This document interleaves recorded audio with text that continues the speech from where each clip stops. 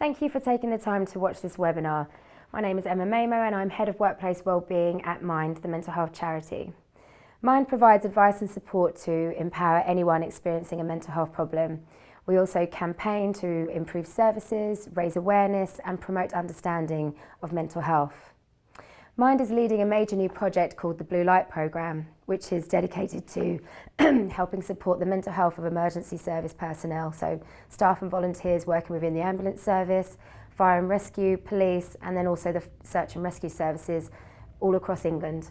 The programme will focus on raising awareness and tackling stigma within the services, and then building resilience to help ambulance personnel manage their mental health at work, providing training for managers so they're better able to support the staff that they oversee, and then providing information and support to all who need it. This webinar and others in the series have been made specifically for emergency service personnel, and joining us to share his experience of managing his mental health and wellbeing whilst working for the ambulance service is Neil Hemingway, a paramedic with Yorkshire Ambulance Service. In this webinar we'll talk about what is mental wellbeing and what affects it, how to build resilience and stay mentally well, and then sharing tips on managing your mental wellbeing at work, and of course hearing from Neil about his experiences. So what does affect our mental wellbeing? Well, our mental wellbeing describes our mental state, how we're feeling and how well we can cope with day-to-day life. And our wellbeing and our sense of our mental wellbeing can change from day to day, month to month or year to year. If you have good mental well-being, or good mental health if you want to call it that, you're usually able to feel relatively confident in yourself and judge yourself on realistic and reasonable standards. You can feel and express a range of emotions, and you can also feel engaged with the world around you and build and maintain positive relationships and contribute to your community. And you're also able to live and work productively. And you can also cope with the stresses of daily life, including managing times of change and uncertainty. In terms of poor mental health, we all have times when we do experience low mental well-being and we feel sad or stressed or just find it difficult to cope. And these can be due to life events such as bereavement or relationship breakdown or just a change in our circumstances. But sometimes there is no obvious reason why we might experience poor mental health. However, we do know there are some common factors or triggers that can lead to experiencing a period of low mood and so on. So this could be living with a long-term physical health condition that can have an impact on you. As I stated before, changes in your circumstances relating to relationships or financial issues or poor living conditions. And then also if you're out of work for some time and this feeling of social isolation or loneliness. And then also if you're caring for a family member or friend who might be living with a physical health condition or dealing with some other issue, and that can have quite an impact on your mental health, providing that kind of support. And then if you experience significant trauma as an adult, such as being involved or witnessing a serious incident or being the victim of a violent crime. We also asked ambulance service personnel to share with us with what factors can cause them to experience poor mental health at work, and what they shared with us included having to kind of take call out after call out after call out and having quite a quick turnaround between handing patients off at A&E. So that can obviously have a massive impact on your resilience, just having to work at that kind of high pace. And then also you don't have a time, potentially if it was a difficult call to then, a difficult call out to then process that and debrief afterwards and have some downtime. So that can obviously have an impact on your mental health.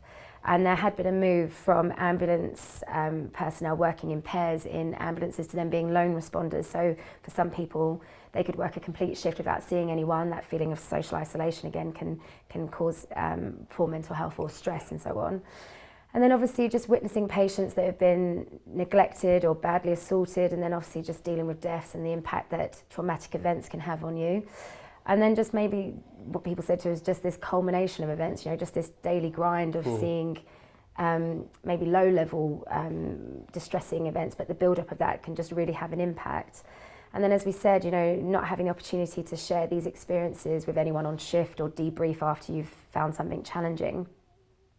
And then also if you're having those quite long shifts, it's quite hard for you guys to take breaks and get food, get something to eat. And obviously that can impact on your energy levels, which then can impact on your mood. And then if you're having to rely on, a quick bite or a takeaway type meal, again, we know that's not healthy for your physical health, which obviously has an impact on your mental health. And then I guess maybe if there are instances where you lose someone and that feeling of guilt or responsibility that you might have linked to that. And then also just the fact that you're working shift work, evenings, weekends, and that's time away from your family, and just juggling all of that and potentially maybe neglecting yourself because you still want to, give time to your family. So where does your time take the hit? Well, personal time. And then just the heavy workload that you guys are experiencing now and so on. And then people also shared, the worries about being disciplined for making any errors, and then being, measured against response rates rather than the actual clinical care that you've provided. Yes, yeah. So does that sound about right? Does, yes, yeah, it does. In many ways, there's a lot of points there that are very true. Very true. A lot of the main points are there. The main points, and that obviously, considering how much time you spend at work, can have a significant impact on your well-being. Yes. So just talking about, Mind's Blue Light programme and the research that we carried out to inform the programme, we know that 1 in 4 people will experience a mental health problem in any given year, and there's around 220,000 staff and volunteers working within the emergency services across England. So you could say 1 in 4 will probably be experiencing poor mental health at any time. But because of the challenging nature of your roles, potentially there might be a higher prevalence. But what we actually found is that 87% of personnel said they had experienced stress and poor mental health whilst working within the emergency services, which is quite worrying. So that does seem to suggest that, the challenging nature of your roles and the fact that you do see, traumatic events and so on means that you are potentially more vulnerable to experiencing a mental health problem. But what's interesting is that we found that emergency service personnel are quite reluctant to take time off for poor mental health. So they kind of hold it together at work, but then it seems to have a massive impact in their home lives and in their personal relationships and so on, which was quite an interesting finding, I felt. It's that idea that, you're less likely to take time off even though you might need that time to recuperate. And that might be because, stigma about saying you're experiencing a problem, but also maybe your responsibility to your fellow co-workers. We're quite under-resourced. I don't feel like I can take time off. I'll be adding more of a burden even. So that's quite a concern. Do you think that's potentially an issue? Or? I think that's true, yes. And also each and every job in itself is slightly different, right. And that adds to the mental strain, what you have to think about in regards to we're a professional body now. We are judged. No, not judged. We've always been responsible for the patient's clinical well-being, and that's at the forefront of every ambulance person's mind.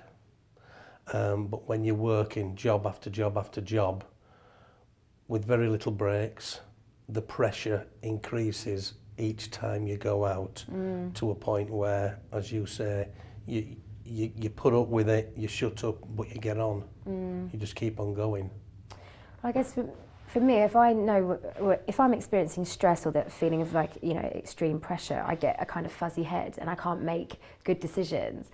But if you're an ambulance personnel, you're making decisions about how to provide the best care, so that can probably have quite a massive impact. And as you say, you hold it together and you do job after job after job, but there is a point when that is gonna, it's gonna tip over. You do have to be on the ball at the start of your shift and at the end of your shift. That peak performance. You've got to keep it that professionalism, that high treatment, that standard that you've got to deliver. And as I say, when fatigue, tiredness, it's 2 o'clock, 3 o'clock, 4 o'clock in the morning comes in, you're absolutely shattered out on your feet. But you go to a situation that you have to decide on the course of treatment for a patient. It has to be the right course of treatment. And that's when mistakes can happen. Problems can, catch up with you. You're not at the height of your thinking potential really at those times.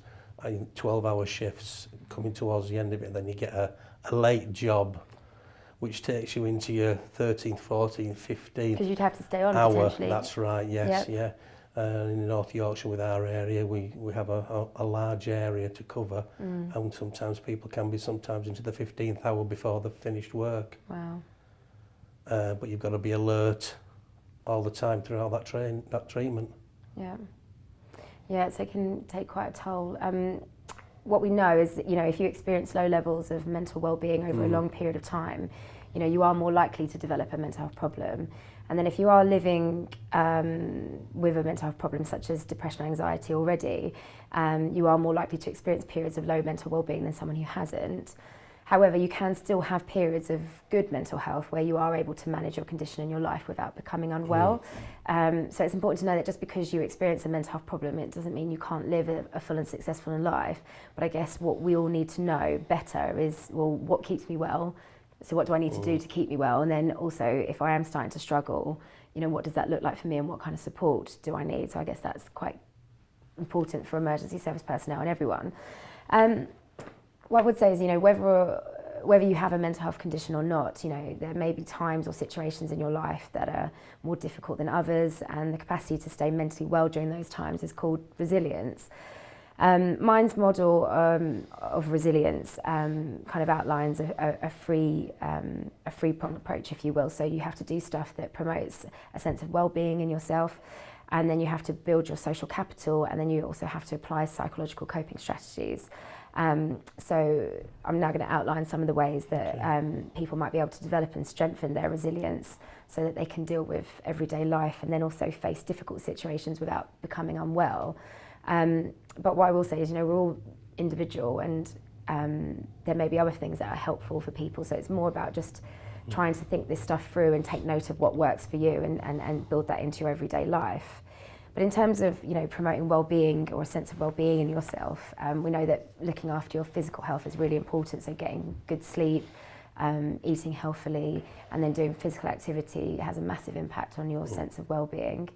And then also, you know, doing stuff that you enjoy, you know, whether that's cooking, gardening, you know, walking the dog, you know, spending time with your friends, just make sure you're making enough time to do that kind of, so you get that sense of work-life balance. And then we also know doing something for others. I mean, obviously, anybody working within the emergency services is already in a role which is about, you know, providing a service and serving the community. But, you know, we also know that giving and volunteering in other ways can also be helpful for people in terms of their mental well-being.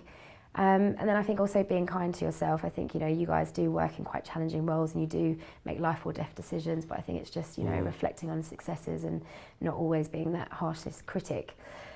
And then in terms of building social capital, what we mean here is just about having, you know, a network of close relationships and, you know, positive relationships with people that you can draw on in times of need. So, you know, building relationships with, you know, your family, friends, but colleagues. I think it seems to be a real sense of community within the ambulance service. And then being able to talk about the way you're feeling if you are struggling, again, to those close people around you, or potentially employee assistance program. Do most ambulance services provide that service? So a kind of confidential line people can call and maybe access counselling through? We haven't got a confidential line. Okay. I can only speak from our service. From your service? We don't have a confidential line. If we feel like we need support in any way, then we have to, first of all, we can refer ourselves to the occupational health. Okay. But then the actual official support begins when the line manager says yes.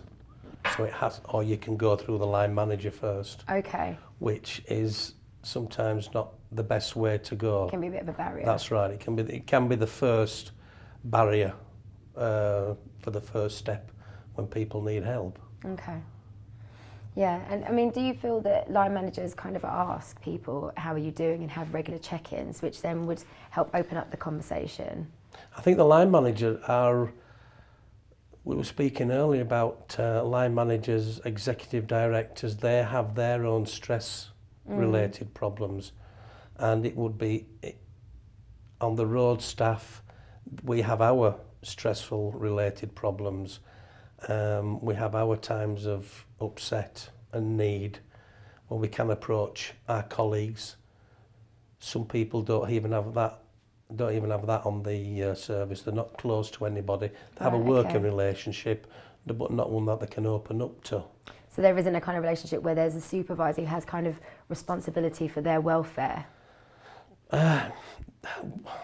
Not really. You have to look after yourself. Okay. And that's the problem that I came up with, really. Okay. Well, we're going to hear about your Okay, experiences yeah. in a moment, but yeah, I think that kind of shines a light on where there's a bit of an issue, because you need to create a culture where people feel comfortable seeking help, but some right. people can feel that that's not possible for them. No. They can find that a real struggle. So then you need to have the kind of opportunities or the systems and processes where you're kind of picking up that someone might be struggling, or there are other ways for which they can access support, either peer support and so on. That's right. Um, Some of the point that mind for the sort of the mind welfare, when you've done a 12-hour shift, you want to go home, you don't want to go out, you just don't have the ability sometimes, the physical, you're just so tired, you just can't do it. And after a long period of 4, 5, 6 shifts, of 12-hour shifts, nights mixed in with days, all you want to do for your first day, 2 days is nothing. Yeah. It's just, completely decompressed. yeah, that's right. Because it takes you a while to slow down. Right. Yeah, if you're working that kind And of that's pace. it, yeah. Well, I mean, the third part of our approach to, how you build your own resilience and manage your own mental health is around psychological coping strategies. So people, can find it useful to build in meditation or build in, periods where they practice mindfulness. So that idea about being present in the moment and focusing, and then just kind of, just building in pauses in your life, because that helps counter that kind of very fast pace. So that could be helpful for people. And then also other psychological coping strategies are around talking treatments, so people can go for cognitive behavioural therapy, or just can help them counter, negative thinking that they may have started experiencing. So yeah, there are a few things that people can do. In terms of then managing your mental health at work, as we've identified, working in the ambulance service and the emergency service as a whole, it's a high pressurised job. So you need to feel confident and motivated to perform well in your job, and that is about, being able to effectively engage with and support your colleagues, and still being able to undertake your duties and so on. So I'm going to outline some following suggestions. It'd be good to get your view on, what's possible, and also what works for you. So yeah, these are things that might help you to manage your mental health, or indeed help you if you are struggling. So, linking what we said about social capital, so develop and maintain good relationships with colleagues so you can build up a network of support. Use the time between home and work to have some downtime and maintain a life outside of work, and that kind of sense of, as we said, de-stressing. And then plan your leave and take it. So again, that whole feeling of work-life balance, it doesn't just feel unending. And if you are provided with opportunities to have some input into how the service operates, particularly in decisions that may impact you, then take advantage of these opportunities. Do you feel within the ambulance service people can kind of have a staff voice and kind of influence because there's a lot of change at the moment within the service? There is, yes. Within the service, we've started a health and wellbeing group, where we are looking at and actually working towards a better physical and mental health structure for staff. Okay. We're looking at ways to build support for our service, whichever part of the service you're in, from the call takers to the dispatchers, through the management structure to the road staff, everything. Each person within the service should be able to get that help that they're needed at source, be it peer level, be it professional bodies. So that is, it's been constructed slowly but surely, but it's getting there, and there is a lot more people out there asking the questions. Well, that's really positive, because that's what's really important, to give staff a sense of ownership about this. So that's good in terms of the support that's provided. So then linked to that, what I was then going to suggest is, if there are work issues, that people can find a way to voice their frustrations, but, in a constructive way. So do you feel like there are structures that help staff raise issues if there are kind of operating practices or so on that are just unhelpful? Yeah, there is practice and measures in there that we can, if anything does go wrong, we can report it. There is structures behind there. Physically and mentally, that's when the problems start to happen. Okay. We can, if a person hurts himself physically, you can see an injury, a fracture, a cut or whatever. If it's mental, it's very, very rarely brought to the table straight away. Okay. It's like you said earlier, with the stigmatism of it all within the emergency service. It's as a matter of, you know, sort of man up and get on with the job. You know, you'll deal with it later, and you don't have the time to deal with it at that time. Okay. You just don't. You don't. And when you go away from from your shift on that day, you don't want to think about what you've done. You want to try and get away from it. That's right, yeah. And as I say, there's policies for reporting lots of different things. We've got the HCPC is a registered body, professional body that all paramedics are registered with. If we think we're unfit to do the job, if we're having problems with the job in any way, we can report it to that external organisation as well. And they can then advocate for you. They can advocate for us, or they will investigate it and say whether you do need help, you know, whether you don't need help, and that's when it starts to get really stressful. Okay. As it happened with myself. Right. Okay. Yeah. Then in just terms of some general pointers, you know, just being able to learn to say no if demands are unreasonable, but that can be quite challenging, I guess. And then linked to that is, you know, don't be afraid to ask for help. You know, if you feel work is spiralling out of control, you know, take the opportunity to discuss it with your manager and your colleagues. You know, and delegate tasks if you can. You know, share that out and don't try to do everything yourself.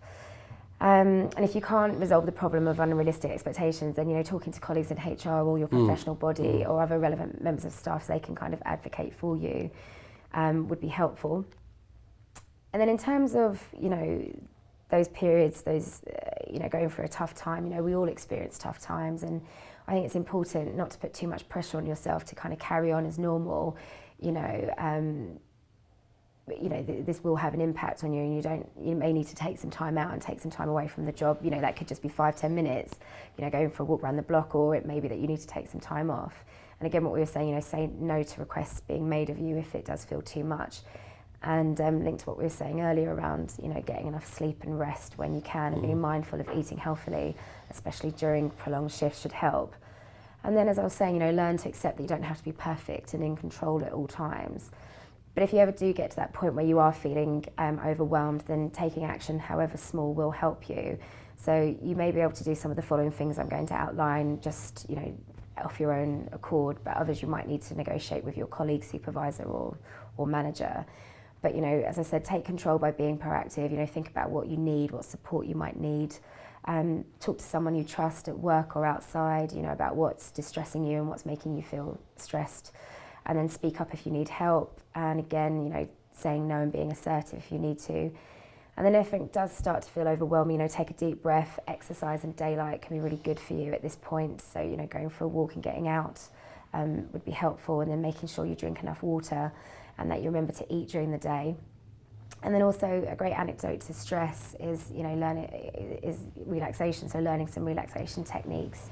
We have a mind guide on the website called How to Manage Stress, which has some useful techniques that you can do at work. And what I will say, there is a range of support available for anyone wanting to talk to someone about their mental well-being or about any concerns that you may have, you know, whether it is work issues or relationship or, you know, health, money, whatever. Obviously, reaching out and speaking to someone in your workplace, you know, your supervisor, your team leader, and so on, you know, this is going to be most beneficial if they are aware of mental health and also, you know, the interaction between work and mental health, and they can be well informed about how to respond. So a large part of what the Blue Light programme is trying to achieve is to ensure ambulance services promote a more open culture of acceptance around mental health and can kind of give the right kind of support at the right time, although it sounds like, you know, there are, you know, things have already been put in place, so that's really positive. And then outside of work, you know, if you are more comfortable seeking support that way, you know, obviously going to your GP or calling Mind's Blue Light Info line, which is a telephone service which can direct you to support services in your local area, will be helpful. And details of that and other sources of support will be given at the end of this webinar. But we've already heard a little bit from Neil, but it'd be great now to hear more from you about your experiences of managing your mental health while working within the ambulance service. My name's Neil Hemingway. I've been in ambulance service now for 35 years, 26 of them as a paramedic. Like many who work in the emergency services, we come up against more than the average incidents of heightened stress levels that thankfully the general public don't come in contact with in any way, shape or form. With this in mind, this is my story. I've lived with mental health issues now I can recognise for many years. And sadly, they are all related to the job I do, and sadly, a job that I still love. I'd seen my doctor on and off for years. I'd also had counselling through the service. Through the counselling, I felt that my problems were all related to just feeling down, depressed, just the average run-of-the-mill stuff. I never had a proper mental health diagnosis of my problem. And I just kept going on, putting up with it and carrying on. This was the downfall of my life so far. Through counselling, I was able to talk through some of the issues.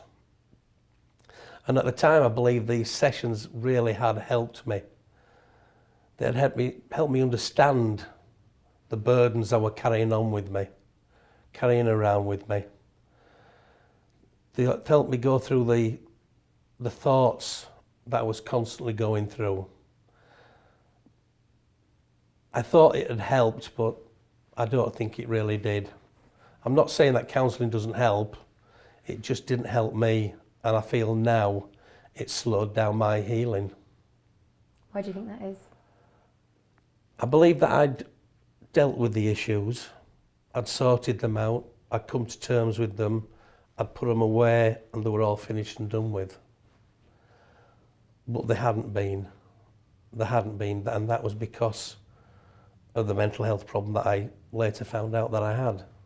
So you were seeing it in terms of those incidents, but actually you needed to maybe learn some strategies about managing your mental health in a kind of ongoing way. That's right, and okay. it was a problem that I thought I'd put them in the boxes and put them away, but they were still pushing the way out.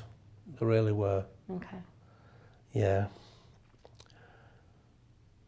Only 3 years ago, my wife started saying to me, "Why are you so moody? Why are you angry? Mm-hmm. Why are you going from happy and laughing to moody to argumentative, really aggressive?" And I just said to her, "I'm fine. I'm okay. There's nothing wrong with me." And I put this barrier up. I'm fine, I'm okay. It was always the same, you know, there's nothing wrong with me, I'm fine, I'll just carry on. She knew there was a problem, but I was unable to see it. I just couldn't see it. I was blinkered, I didn't see things as they really were. Mm-hmm.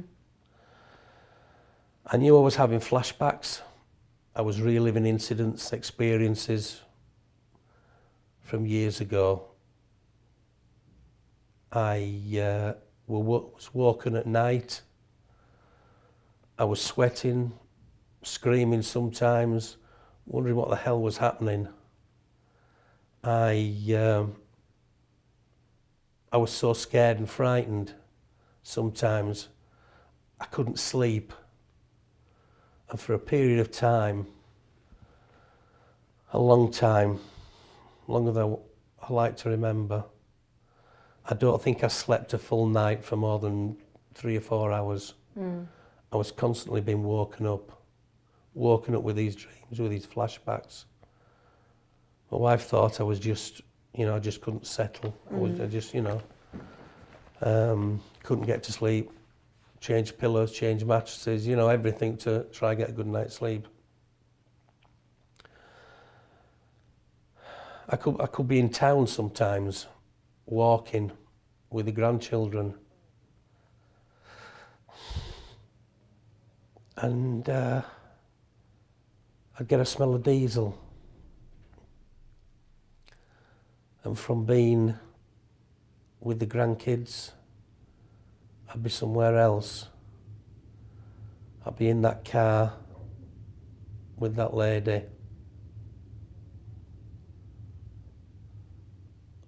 I could hear things, I could smell things, I could taste things, I could see things of that incident. So it's quite triggering for you. It's very triggering, and it wasn't just the one incident. There was so many more. Mm-hmm. This went on for so many years. I don't, you know, and it just got worse. These were the things that I thought I'd put away, locked up, thrown away the key. Mm. As I said to you, I didn't sleep through these. I was slowly being dragged down to a point where I thought I was functioning normally, but I wasn't.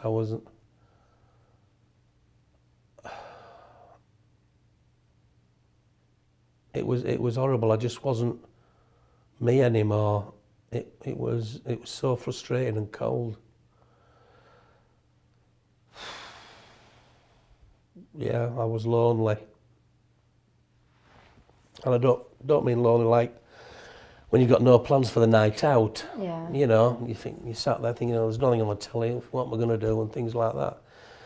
You know, I couldn't speak to anybody about this loneliness, these feelings, these sensations I was getting, even to me, to my wife, to my family, Yeah.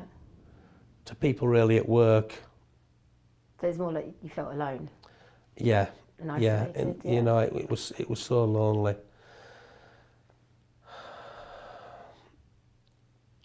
I just felt I was so alone. It's a loneliness it debilitated me. It really knocked me, and sometimes I even felt like, you know, would I be better off not here? It crushed everything in my life to the point where it actually split my wife and I up through how I was behaving, the things I did, what I said. I was a totally not the same person through these things that were happening.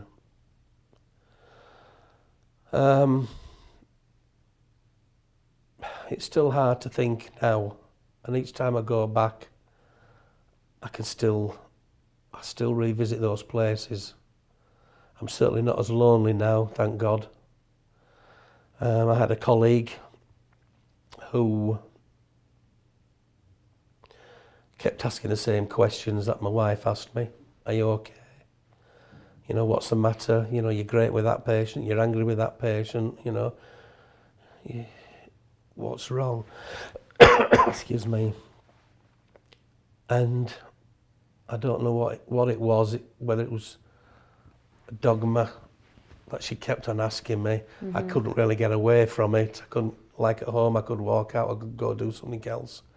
I couldn't get away with it, to a point where I opened up to her, told her what was happening. At work, people used to joke on that she was my carer. It got to a point like that, and if only they knew what she did, how she was with me. I continued going to work.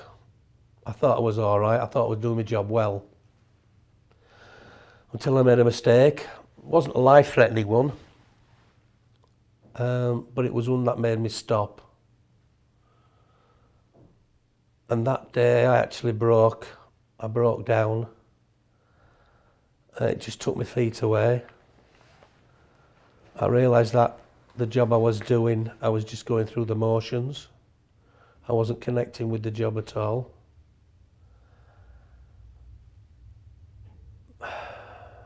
And the rest for months after just feels like a dream, really.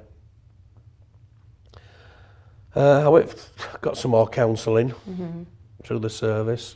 Fantastic. But after a few sessions, the counsellor said, I can't do anything for you. You need help. Okay. And I thought, oh my God, even she's given up on me. I thought, you know, there's nothing there now for me. She referred me back to the Service Occupational Health, who looked into me getting some more treatment. while this was happening, I went to see the doctor again. And this time I actually told the doctor everything. Right. Not what I wanted them to hear. No editing. No Yeah. editing. I could actually say my feelings, what I'd gone through, what I am going through. The doctor put me then in touch with the mental health in the area. And after a few visits, they put me in touch with the IAPS organisation, who deal with a lot of military and issues related to mental health. I had a telephone conversation with a guy. I forget his name, and I feel awful for it, but he actually stopped me midway through.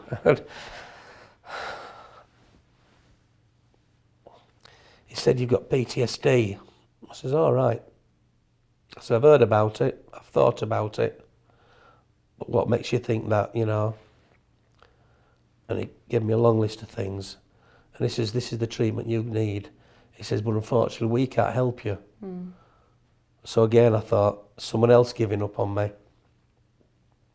But they couldn't deal with it because I had multiple things that were happening, multiple events that were sort of there. Excuse me. With this in mind, the occupational health, I told them all about it. I was just totally open with my manager and with everything what was going on, because that's just the way I felt. I just gave up basically. They took me in touch with a gentleman who gave me some EMDR treatment, and I forget what it stands for now. But I went there for 3 months, had 3 months treatment there, every other day. And it was the hardest thing I have ever done in my life. Going there, reliving everything, going over things so many times. And after those 3 months, I actually felt like I was getting better. And since then, I look back over my service years and I think, well, I've known 5 or 6 people who have taken their own life. And I think, have they gone through what I went through? Did they get to a point where they didn't have anyone to turn to? They didn't have anyone to go to. They felt like everybody had given up on them.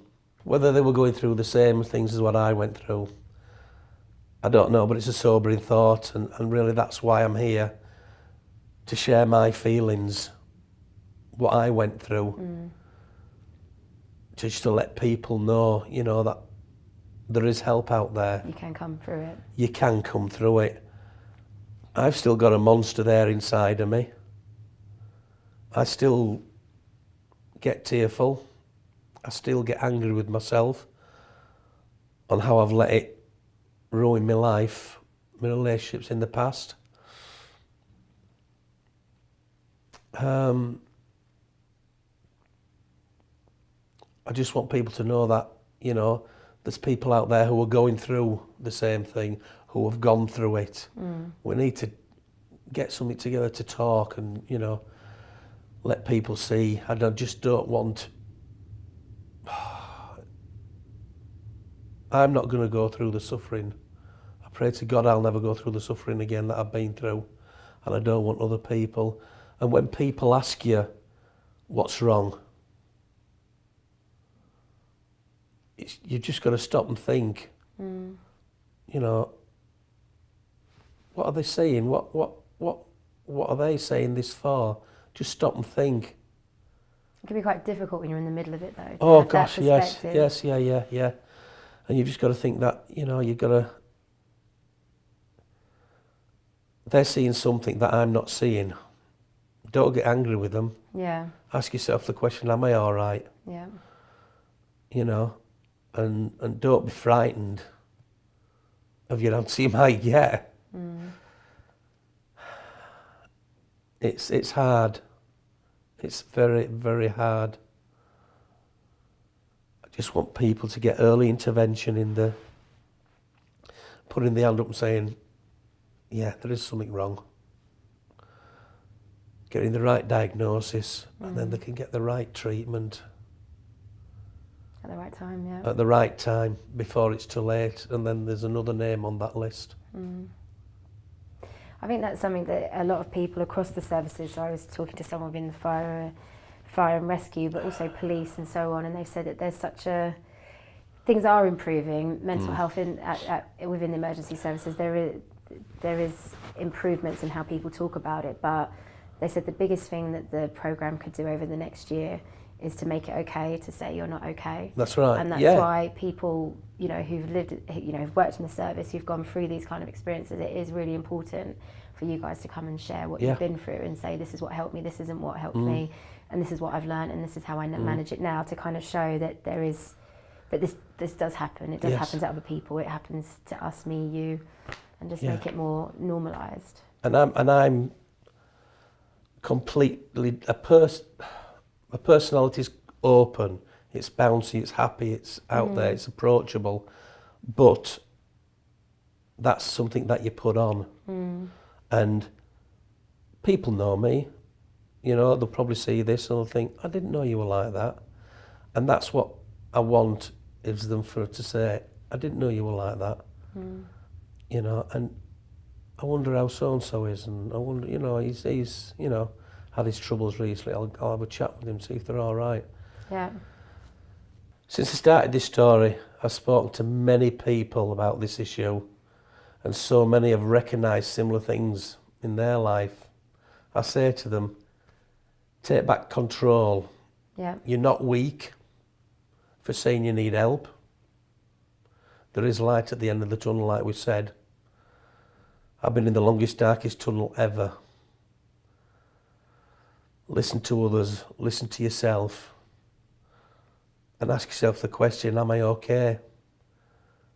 Don't ignore the answer you may give yourself. Yeah.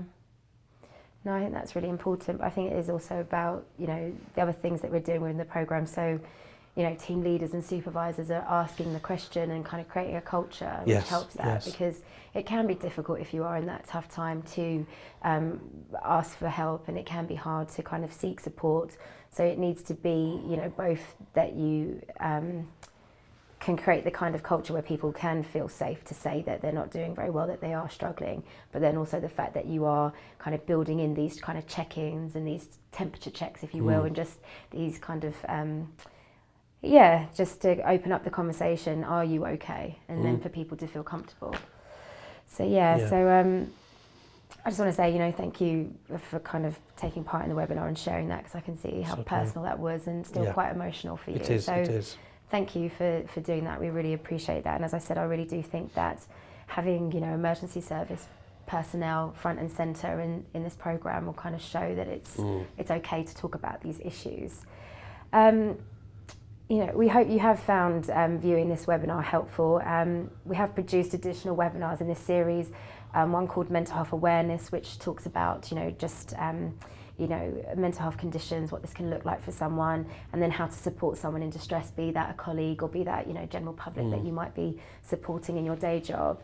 And then also, managing mental health in the workplace, which is more for supervisors, senior management and so on, about how they can create the right kind of culture and have the right kind of organisational approach to these issues, and both of which are available to view now, so please do have a look at them. And also please take a few moments to give us your feedback by completing the short survey that will immediately follow this webinar. It's really important for us to get feedback about what we're producing, so we can make sure the programme meets your needs. We've also created information booklets and other resources specifically for the blue light services that cover these topics in more detail.